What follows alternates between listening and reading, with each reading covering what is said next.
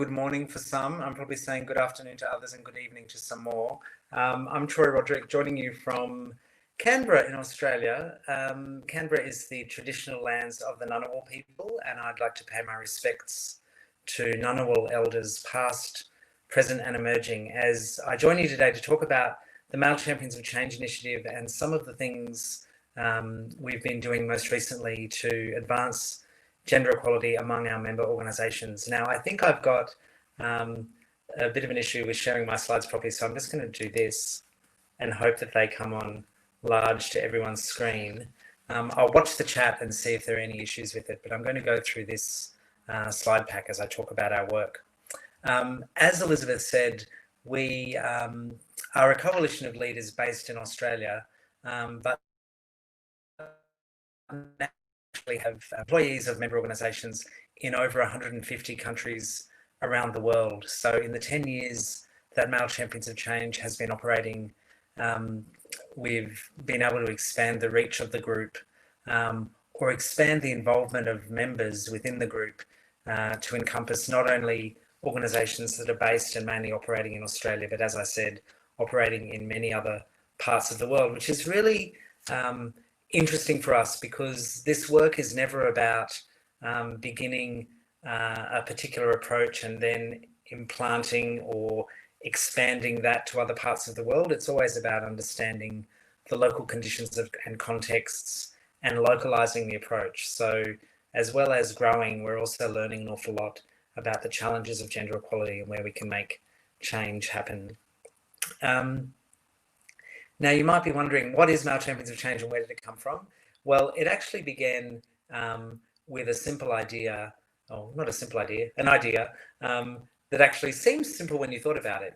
So in much of the work that our founder, Elizabeth Roderick, was doing in her role as Sex Discrimination Commissioner in Australia in around 10 years ago, Elizabeth noticed that all of the work that was happening inside organisations around gender equality was mostly being driven by women's collective action, and that men were largely missing from the picture, particularly in terms of their own understanding of the work and their own accountability for change. So as this quote on the screen says, and this is from one of the founding members of Male Champions of Change, men invented the system, men largely run the system, so it is incumbent upon men to change the system.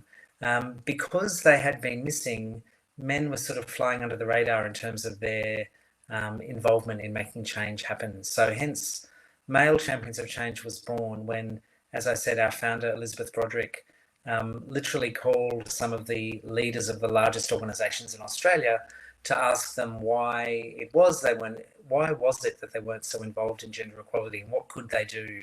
What would it take for them to be more involved in leading change in their businesses?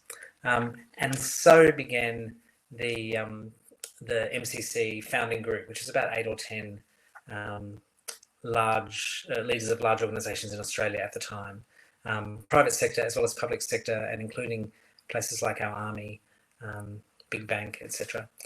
The idea is that men of power and influence step up beside women to take accountability for change. Never the intention that men take over the work of women or speak for women or stand in the way of women's progress, but certainly step up beside them to achieve change together. The other interesting thing is that this is really about trying new innovative ways of tackling some seemingly intractable problems. So trying experimenting, really learning from those experiments, and then moving forward for the ones that are finding success inside organisations. I said that we've been around for 10 years, so 2020, as well as being a very unusual year, is the 10-year anniversary of Male Champions, and short of being a celebration as such, it really is an opportunity to take stock of where the coalition has progressed over that time and what actions leaders within it can take to create a more gender equal future, both inside the organisations and in the societies or the countries in which they operate. Here are some stats or some facts and figures on our next slide about MCC. So since that founding group, which as you can see, they're all listed on the right-hand side of the screen, we've had a number of cross-industry groups form. The national ones are based in Australia, so they include a range of representatives from different kinds of industries. So you might have media or fast-moving consumer goods or health services, the police force. I'm trying to think of some others, newspapers, football codes, etc. All kind of looking at how they interact in the places where employees and other people live, work and play, and how gender equality is so important in all of those aspects. And then beneath that list on the right hand side are all of the sector specific groups. So you can see them listed there, organisations that are all combined or have in common a particular industry or focus. And as you go through the list, you can see indeed that there would be unique challenges in each of those sectors. So sport, for example, and we see constant conversation action around the world in things like women's access to sport or women's access to equal pay for professional sport, for example, down to areas such as STEM, where of course the growing tech industry has its ongoing challenges and successes around gender equality, both in representation and in structural factors. I also should mention the the Philippines and Pakistan, which are two of our country-based groups outside Australia that are just emerging for us. The numbers, the facts and figures are on the left-hand side. So from that first group of 8 or 10, we now have more than 230 men and women CEOs and board-level leaders across the world. Each of those leaders is supported by an implementation leader inside their organisation, and they represent around 1.6 million employees globally, pardon me, and operating in around 155 countries.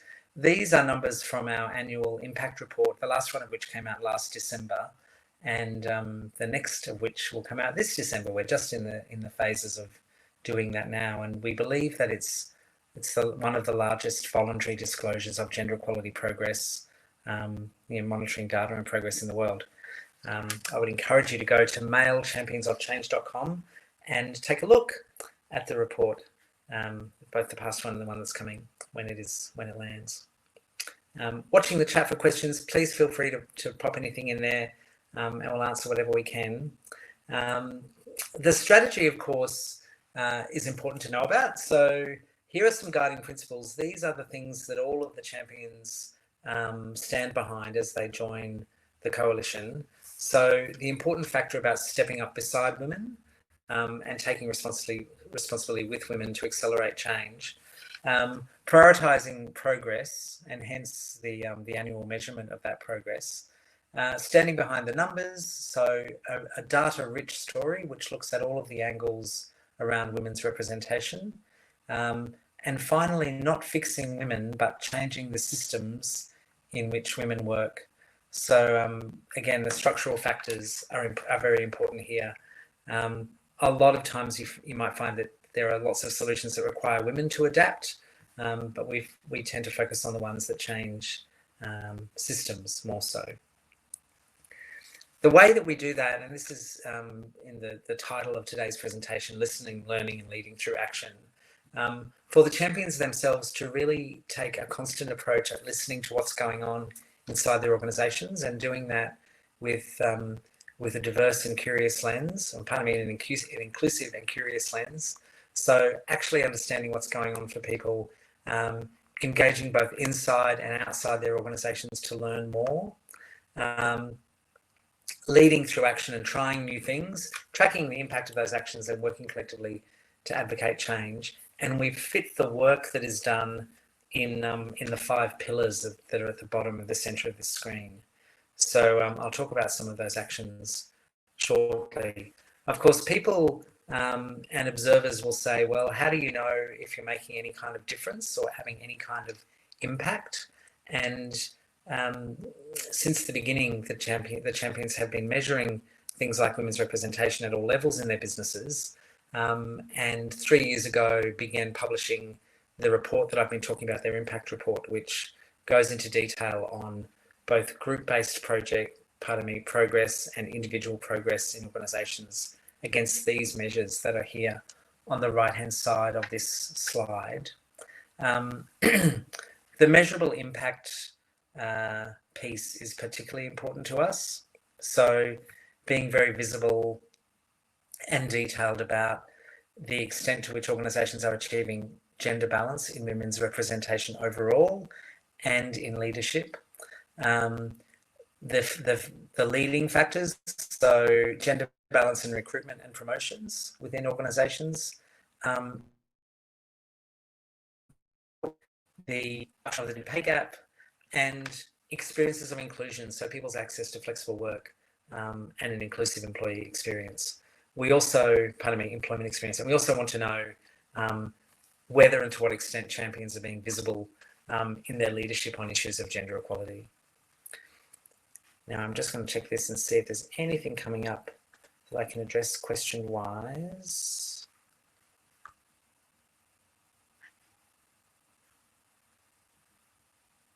What can we do to reach the equality in terms of number of employees in the sector in which we work? There's two. Yes. So I'm going to pick up Sandra's question about a non-gender rich pool of talent. Some organisations will say, well, that goes back to school curricula and getting people through pipelines and, all of that kind of work. It does. But I'm wondering, based on a conversation I was having earlier with some champions this morning about COVID, and that is, expanding the our perception of what ready talent looks like, or whether or not, the constructs that we have around the skills we need are actually, open to negotiation or open to changing so that we can actually cast the net wider and actually improve that number of female or other diverse profiles to interview. That would be my response to Sandra's question. I'm going to move on to the next piece, though, as I watch for more questions.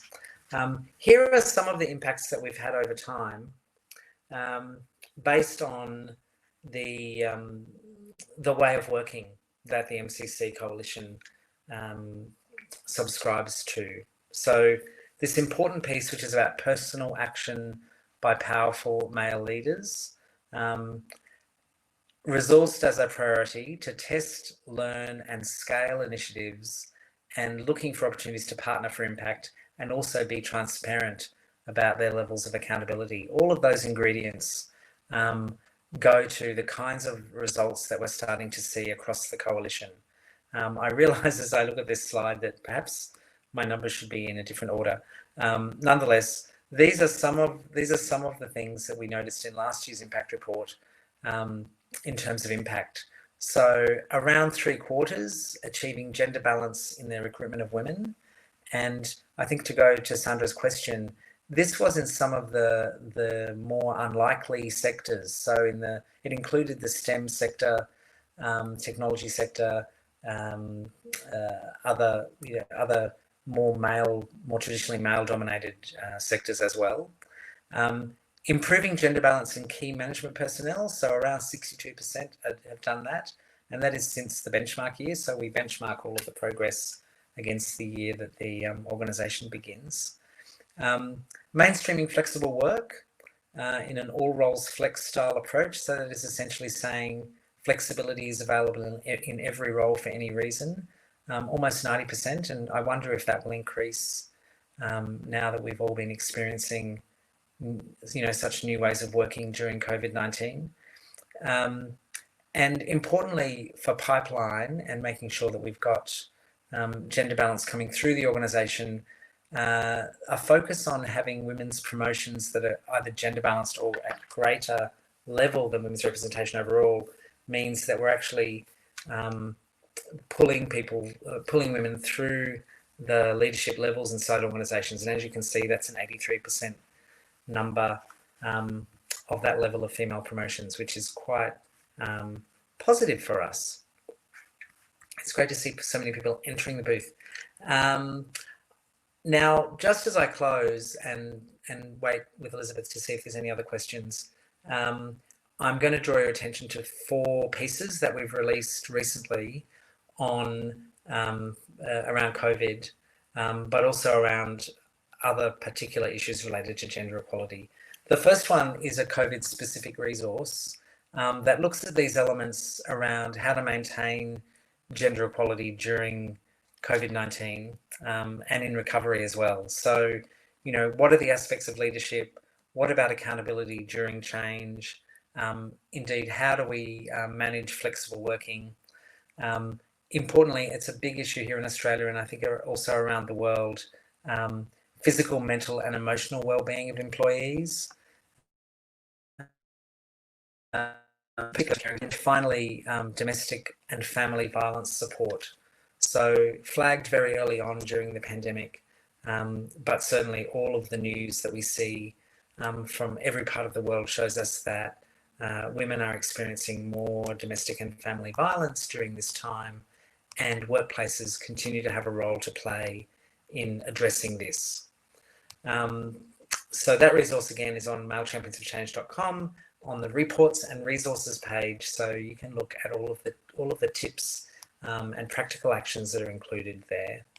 On flexible work specifically, we reached into the coalition to find out what our leaders' experience had been of this and has been of this, and really discovered that the 4 principles of flexible work that make it work in usual times were amplified during the time of COVID and actually heightened MCC members' intentions to, you know, create a disruptive approach to flexible work as they moved into recovery and rebuild phases. Now, I'm saying that because numbers in Australia around COVID are relatively small, and perhaps you know, businesses and other employers are moving out of COVID lockdowns more rapidly, you know, or more comfortably perhaps. Dare I say, there's no guarantees around that, and you know, there's every chance that that situation can shift very quickly, as we've seen in many other parts of the world.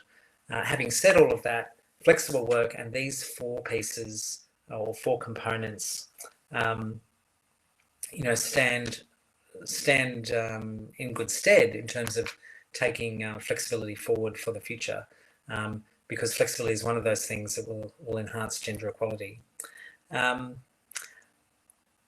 Oh, I've got a little question. I'll come back to that. The first one of these is that flexibility is all about high performance, so enabling those conditions that create the best conditions for people to work. Inclusion for all, so making sure that flexibility works for all of the different kinds of people in your business and the individual needs that they would have. I'll again refer to people with caring responsibilities in the home. The importance of visible leadership, so leaders at all levels modelling and valuing the contribution of flexible work.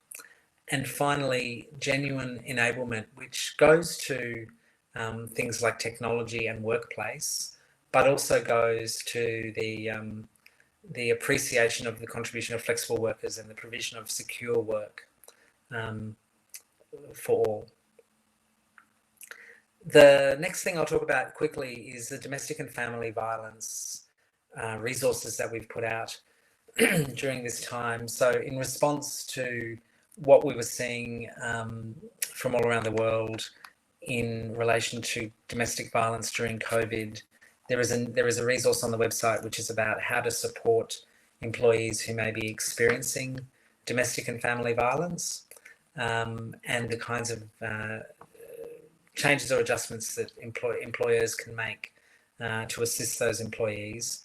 And side by side with that, another resource on how to address or respond to employees who use domestic and family violence, also known as perpetrators. So what can employers do to address this behaviour if in fact they have people in their organisations who are using violence? And of course, for every survivor of domestic and family violence, there's a perpetrator. So the prevalence data would suggest that those people must also be within our organisations as well. Finally, and before I come back to Elizabeth's question, which just disappeared, but now it's back, I'll just mention this final resource on disrupting the system on sexual harassment. So a significant issue in organisations around the world for decades and decades now. The Male Champions of Change recently released, very recently, in the last couple of weeks, released their resource, which is the result of a couple of years of work looking inside their organisations, talking to experts in the field, academics, people who do this work regularly, around how the current system that, you know, let's be honest, has not really worked to date, can be distant and changed. And this publication includes some, as well as sample materials, policies, different approaches inside organisations. This one contains some new suggestions and advice around transparency, accountability, really treating sexual harassment as a workplace health and safety issue, inviting boards to be more involved in understanding what's going on inside their organisations and setting those expectations, and different approaches around things like non-disclosure agreements, etc. I'll again encourage you to take a look. It's on the Male Champions of Change website, on the resources and reports page. My email address is on this slide as well, in case you've got questions that come to mind after. And I'm just going to pick up the question that Elizabeth has posted, which is, could you share some of the main arguments and excuses you sometimes hear for male leaders on why not to get involved and which narrative you use to counter them? This is a great question. And you might, I mean, this can happen at all levels. It can happen at very senior levels as well as middle levels of organizations. And, you know, you might call this backlash, or you might call it the range of responses to gender equality efforts, which is a more euphemistic phrase to describe backlash. An important response, of course, when you have the excuses or arguments, is to really, and this will sometimes take strength and effort, is to really listen, right, to where the person who has the excuse or the argument is coming from, and to understand their perspective first. The whole point about, you know, arriving in a place where change can happen is finding a middle ground on issues on which you can agree. Perhaps we're never going to convince everybody of everything, you know, that we might believe or aspire to around gender equality, but finding a middle ground where you can agree and then move forward is very important. And I think that's what's been great about the learning aspects of the MCC coalition, that people with different points of view or different starting points have been able to come together to have collective action. Of course, using the research, using the stories of success, using the case studies is also a great idea, because sometimes you find the thing that that the person with the argument or the counter view can identify with in terms of moving forward to the next step. I would encourage, of course, all of you to have another look. I'm going to send you back to the website, the reports and resources page on mcc.com, because there is a report from us and Chief Executive Women, which is another organisation here in Australia, produced in 2018 around backlash and buy-in and how to counter backlash or arguments, etc., arguments and excuses, with some case studies from MCC organisations. That is the end of my little presentation and the end of my slides. I'll take it off the screen now so I can do it like this. Oh no, I won't do that. There's no one else there. I'll just see if there's any other questions. Anyone want to post anything into the chat? We've got a few more minutes before I think we'll be closed off.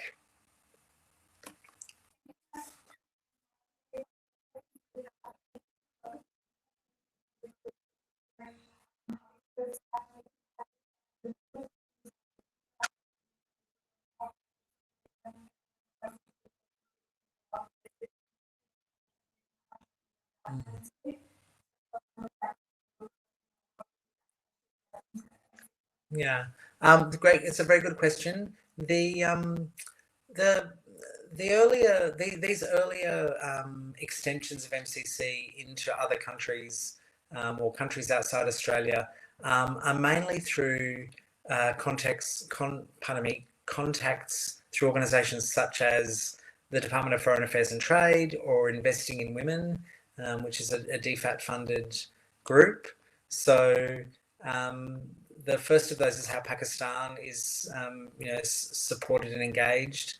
And the Philippines group, in partnership with Phil Wen and PBC WE, so the Philippine Business Coalition for Women's Empowerment, funded through Investing in Women, is one of those partnership models or partnership groups that we have outside Australia.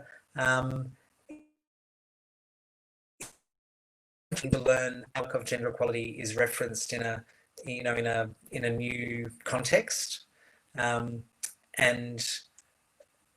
particularly, I mean, we started both of those groups prior to COVID, but then seeing the impact that COVID has had on both business activity and capacity to engage has been really interesting, both in the Philippines and Pakistan, as well as it is all around the world and here in Australia.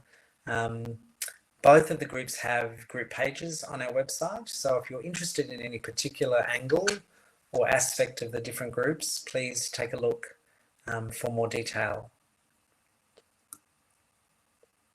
And any other people from other parts of the world who are interested in MCC, contact me. Or feel free to contact me, I should say.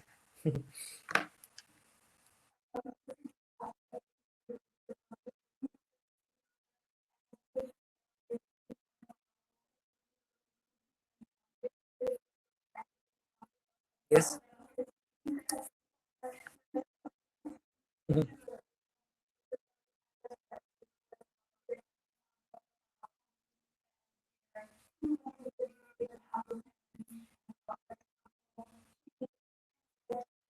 Ah, yes.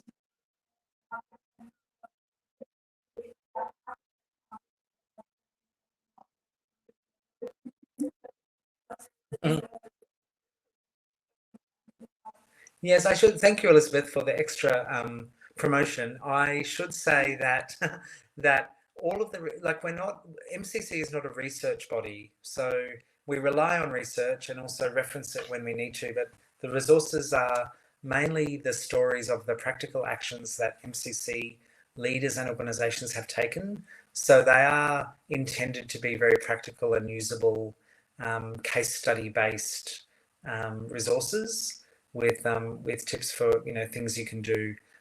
Going back to Sandra's question, the piece on the merit trap, which we released with Chief Executive Women, so debunking the notion of best person for the job, which in many organisations tends to be a white man, strangely enough.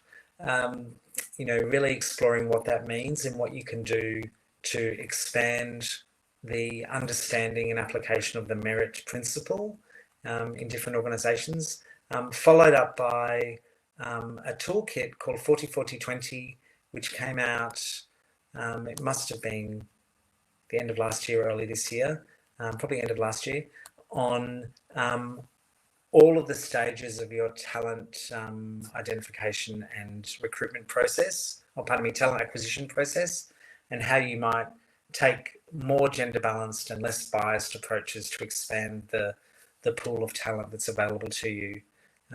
So again, that's the 40-40-20 toolkit, which is on the website as well.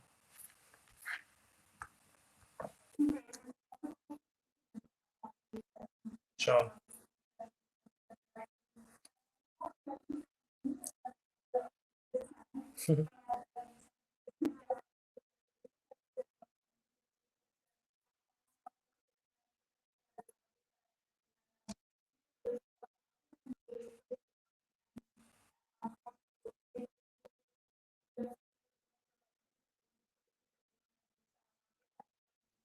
Mm, mm. So that's a very important point. MCC is not an advocacy or lobbying group. And we do have government organisations as members.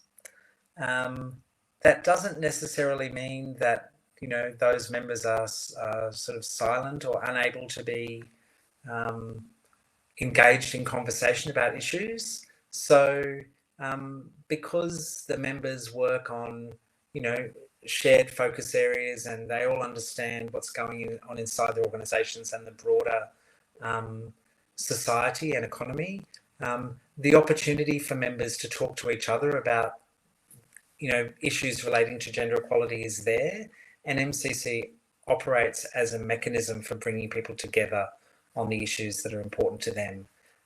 But, you know, I'd again underline that MCC is not a lobbying group or an advocacy group in that way.